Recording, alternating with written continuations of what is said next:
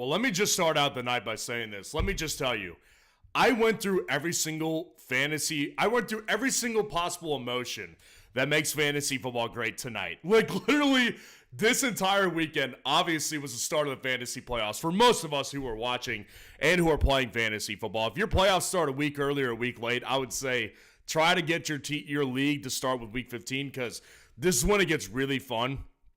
And I got to tell you, like I said, I went through everything tonight. Dude, I was like, I advanced in two out of 4 ESPN redraft leagues, a couple more sleeper redraft leagues, and I advanced in 1 dynasty league. But I advanced in 3 best ball tournaments tonight, and I was really happy about that. And I was watching that game, and I needed Justin Jefferson to basically not get 20 points, and we held him barely under 20 points to advance, and it was a great, great night. Turned out to be a fantastic night. So congratulations to everybody else who has moved on tonight. Everybody who has moved on. And, definitely a bummer to anybody who didn't move on. I feel your pain. Definitely did not move on in every single league that I was in, but I made the playoffs in every league, but I did not move on in every one of them. But obviously tonight, we're going through being transparent. It's transparency hour, otherwise known as my night of repentance. This is what I got right and what I got wrong in Week 15 fantasy football. Like the video, subscribe to the channel to show your support. So let's start out with this. I think that, I've been saying this for weeks now, and it really does shock me. Like, especially as we get to our fantasy football playoffs, right? Like, everybody who is, in the playoffs right now, I always say this, like, you need to go with your guys that have gotten you there. Like, largely, you need to be playing the guys who are, top 5 to top 10 by position. You need to go with your guys who have gotten you this far and trust them.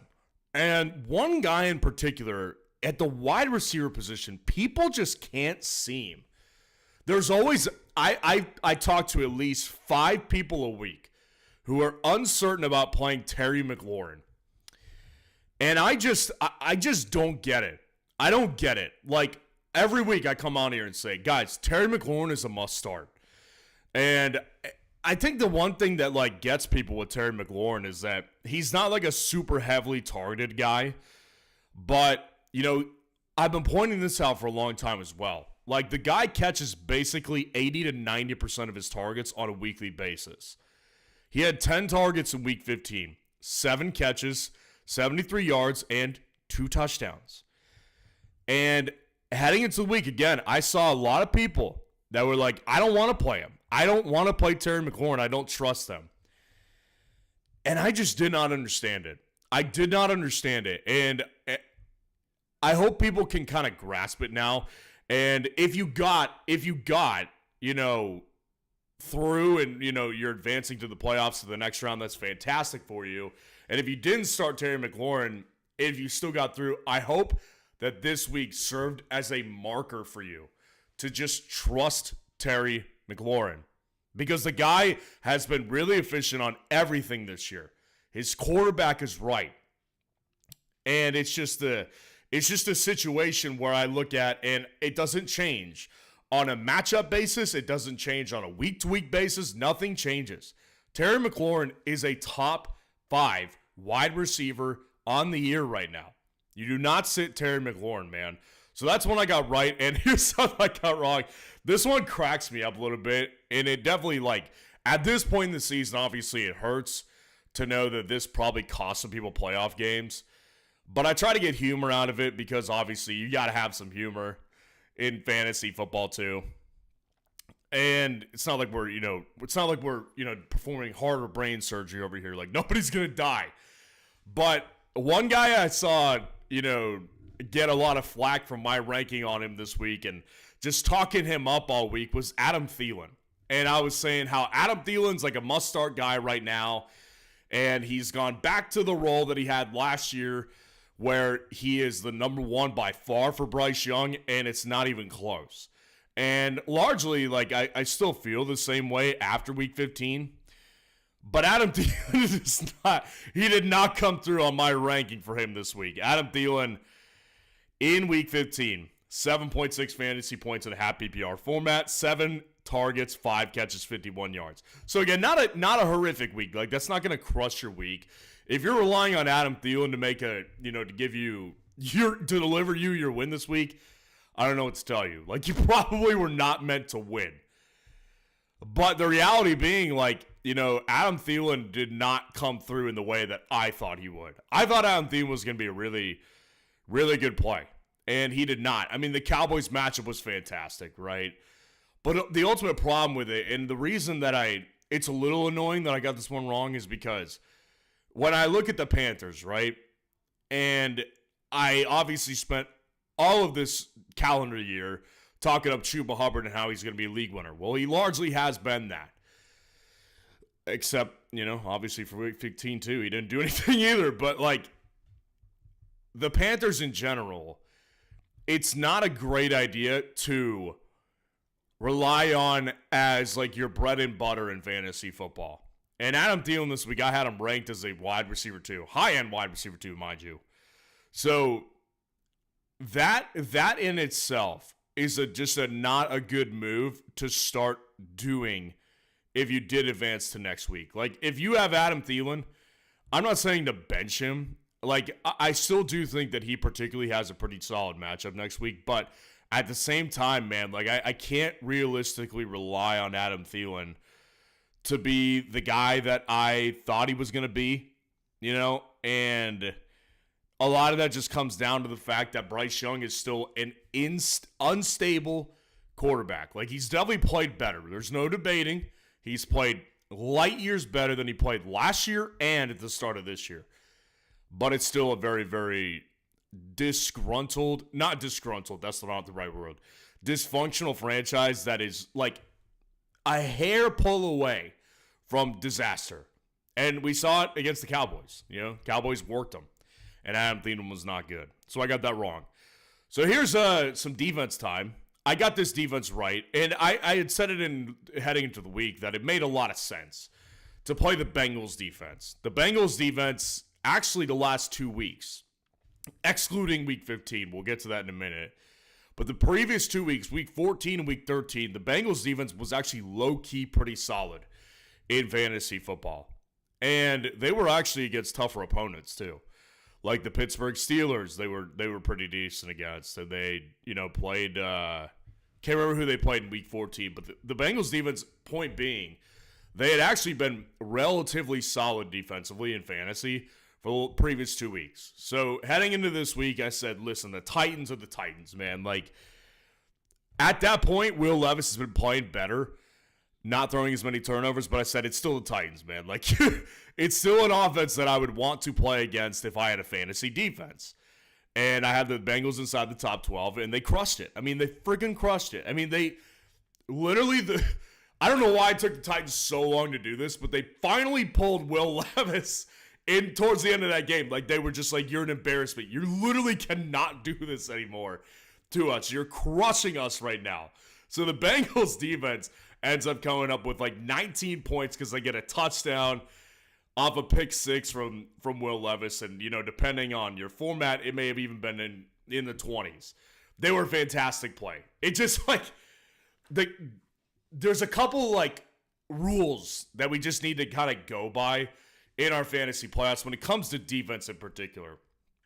Number one is, I've been saying this for weeks, play a defense that plays Jameis Winston, because also the Chiefs were an unbelievably great play this week as well. Chiefs were a great play. Is it because the Chiefs been great? No, not particularly. It's because of the fact that they were playing an offense that has Jameis Winston. Jameis Winston, I read today that why am I blanking on the Browns coach's name? Stefanski apparently declined to, name a starting quarterback next week. Like, this could become a potential disaster for fantasy defense. Either way, I digress. Point being that the other rule that we need to follow on defense is to play a defense that has Will Levis as an opponent. Now, Will Levis may or may not start next week. We'll have to find out. But I can tell you this, the guy that I'm looking at for future defenses is Desmond Ridder. based on what I saw tonight. We'll get to my post-game thoughts on both games tonight after what I got right and wrong. But Bengals defense, like, even next week, you guys will see how high they're ranked in my rankings tomorrow, and you might be a little surprised. Now, here's one I got wrong. And in hindsight, I had been discussing this defense for a little bit over, like, the majority of the last month, I would say. I've had my eye on them, and I definitely was, like, liking the direction that the Cowboys defense was heading in. I thought they were heading in a really good direction, and I was sitting there thinking to myself, like, you know, this defense is really coming alive at not the right time for them, because obviously they're not going to make the playoffs or anything like that, but they were really coming to fruition to a point that made it actually logical to play them in defense in fantasy football. Now, don't look now, but the Cowboys are a top 12 defense all of a sudden in fantasy football as of tonight. They're their number 11 defense as of tonight. Here's their last month, their last 4 games. 22 points in Week 12 versus Washington. 17 points in Week 13 versus the Giants. 4 points versus the Bengals. And 15 points versus the Panthers. 15 points. Like, this defense has actually, like, gotten healthier. And they look good. Like, and here's the part that I got wrong. So, I've said this throughout the entire year, because it's something I've picked up on throughout the entire year. A lot of times, like, if I leave a defense or a player out of my rankings, and I get mass pushback from you guys watching in the comment section, how could you leave this player out? How could you leave this defense out? If it's a couple stragglers, like, it doesn't usually make a difference. But if it's a bunch of people, like, coming in where the Cowboys defense, I've said this throughout the whole year, like I said, you guys have been right basically every single time. And I got tons of people who were like, where are the Cowboys defense? Why are they not in here? And the reason I didn't put them in is for 2 reasons. Number one, the Panthers have been looking better offensively than they had. You know, they've been looking much better offensively over the past, like, month and a half than they did at the beginning portion of the season. So I was like, I don't really like that opportunity. And then Overshown, one of their star linebackers, just tore his ACL, and Trayvon Diggs is out. So I was like, it just doesn't make a ton of sense. Micah Parsons is a big deal. Deron Bland on that back end is a big deal.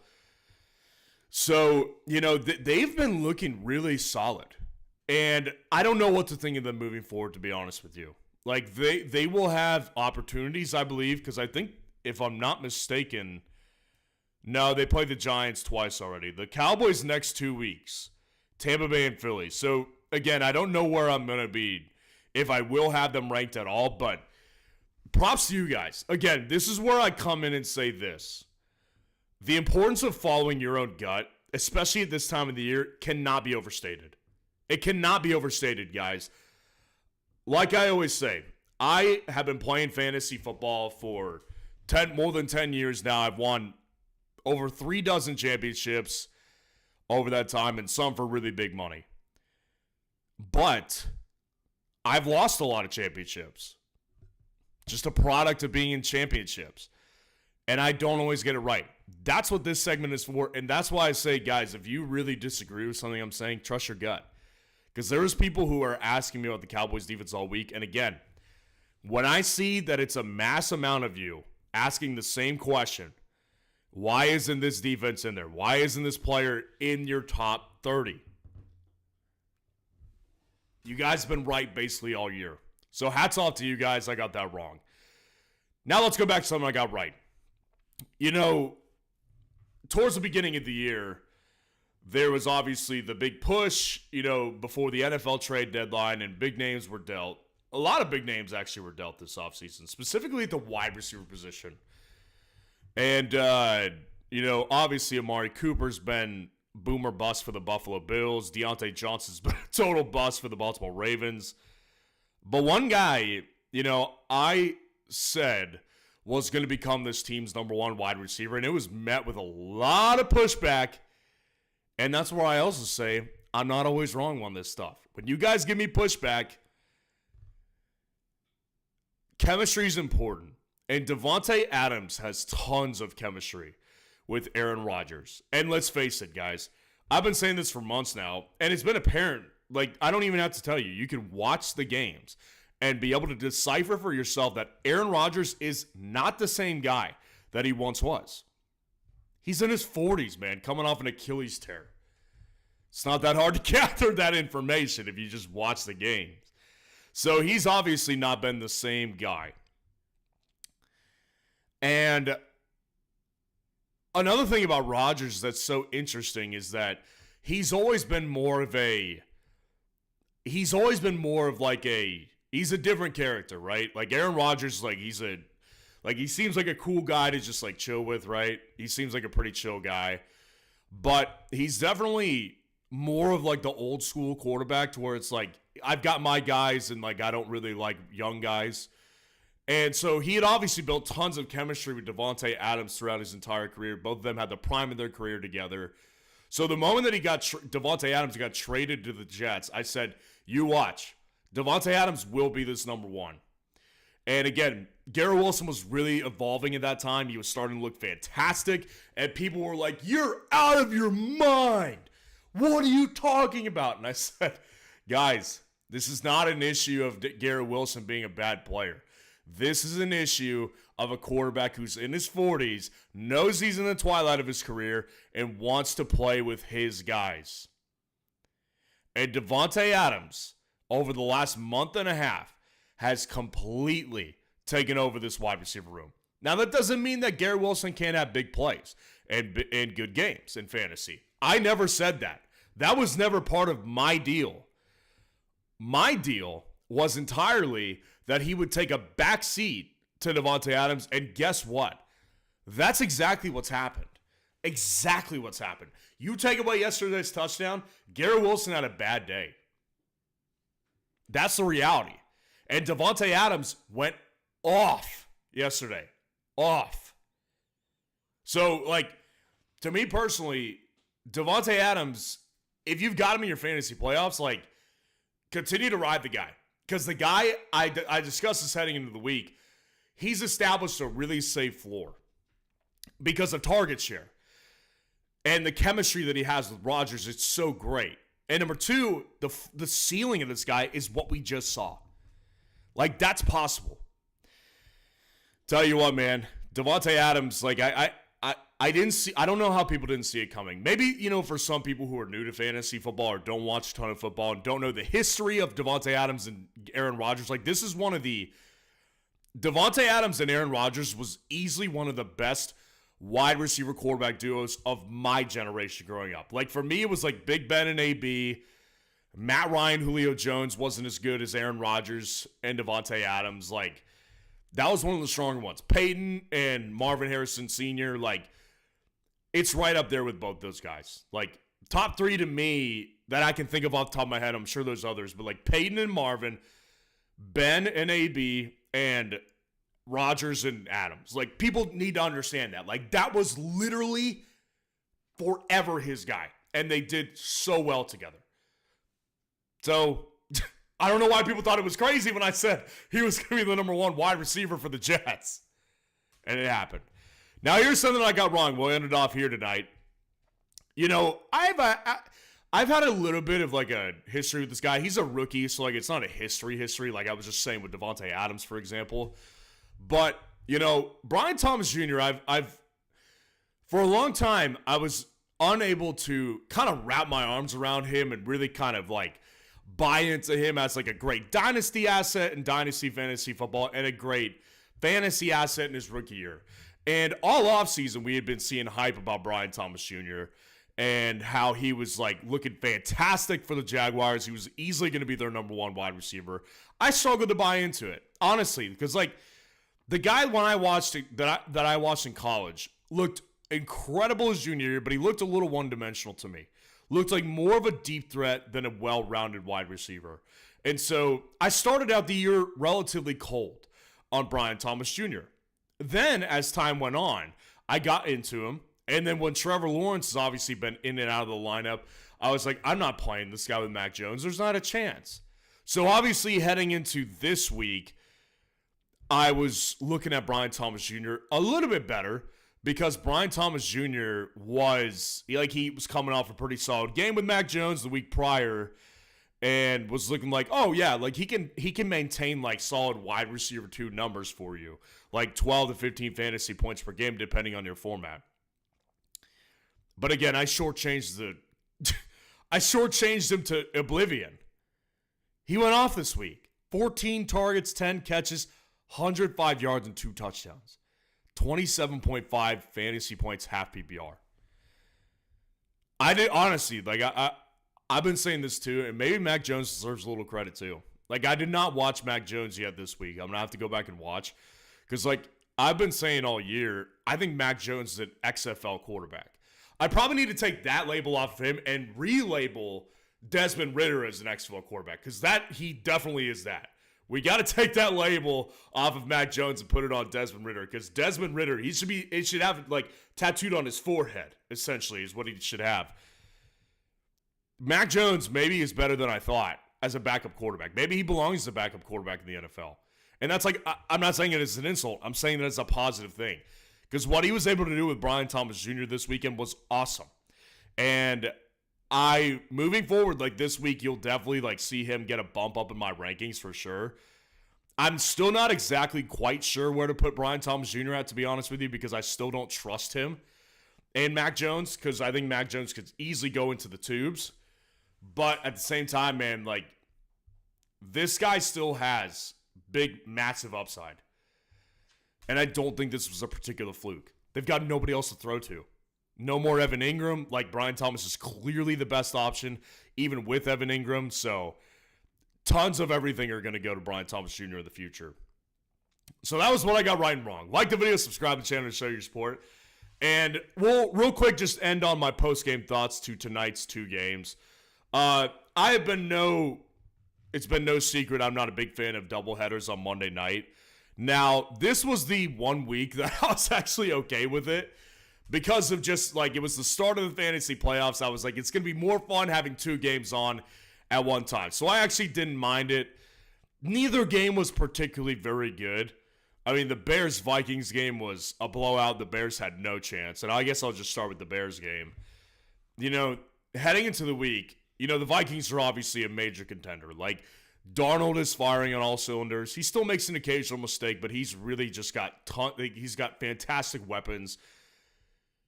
And, like, they have a great defense that they're going to be really strong competitors. I mean, they may win the division. Like, that's the crazy part is Detroit is not a lock to get the number 1 seed. Like, they're not a lock to win the division.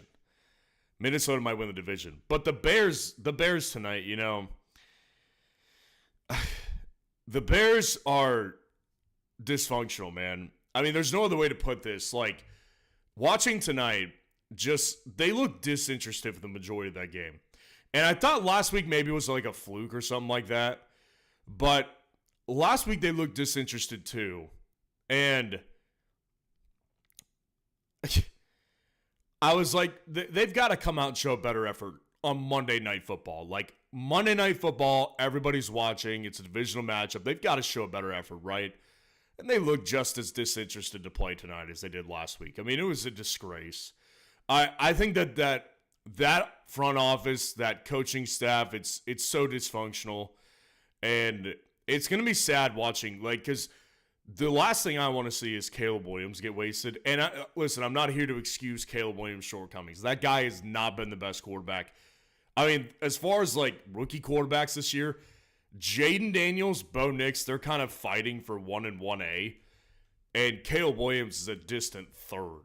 Like, he's been better than May for the majority of the time, I would say.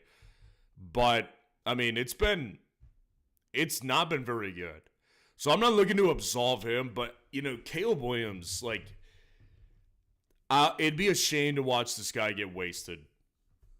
Because he's got tons of talent. I mean, he made several throws tonight where I was like, there's not many guys in the league right now that can make those throws.